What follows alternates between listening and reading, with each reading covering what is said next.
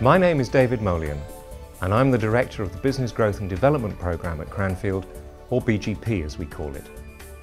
We've been running BGP for over 20 years, and in that time, well over 1,100 owner-managers have worked with us to grow their sales and profits and to develop themselves as leaders.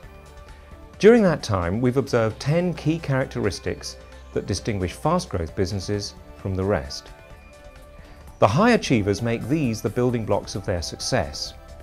In this series of short videos, we feature each of these in turn, and past participants on BGP describe how focusing on these aspects have impacted on them and their businesses. The owner-manager is not only the driving force in the business, he or she can also be its biggest obstacle to growth and development.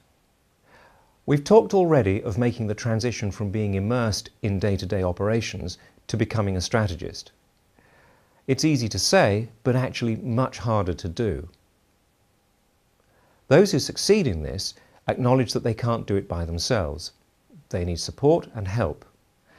They recognise that by investing in themselves, they're more likely to get where they want to go. You know, one of the things in being an owner-manager, it feels really lonely.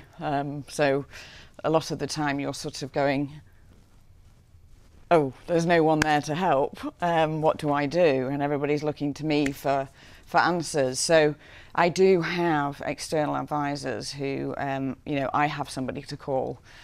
Because every day for me, and as for you, is a new day and you running your business, and you don't necessarily have the answers to all the questions. So it's been fantastic having. I have a couple of advisors who give me different advice on operations and on growth of the company.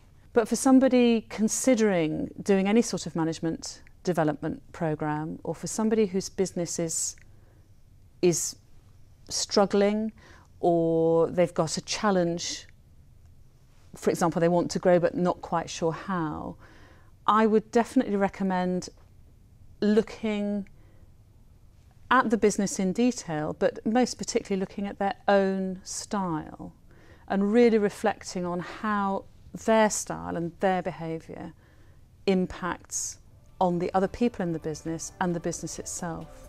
And from that, starting to build up maybe a new style, or playing to their own strengths and leaving the other stuff to other people. I think that's, building it up from the bottom like that is really important. If you can make the transition to strategist successfully, life typically gets better. We see people who focus on working on their business actually putting in fewer hours and enjoying their business more. They've learned to delegate successfully. More to the point, their staff tend to like this as well. The sort of talented people you want to attract into your business welcome additional responsibility and the opportunity to advance their own careers. Before, I think we were stopping some of the design from happening, or some of the projects to be going in an efficient way, because we were in their way.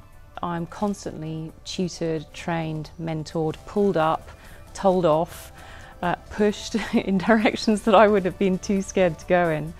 So the self-care is a huge thing, and I also make sure that I have more time off. I've had more time off this year than I've had almost in the last 5 or 6 years put together, and that's made a big difference.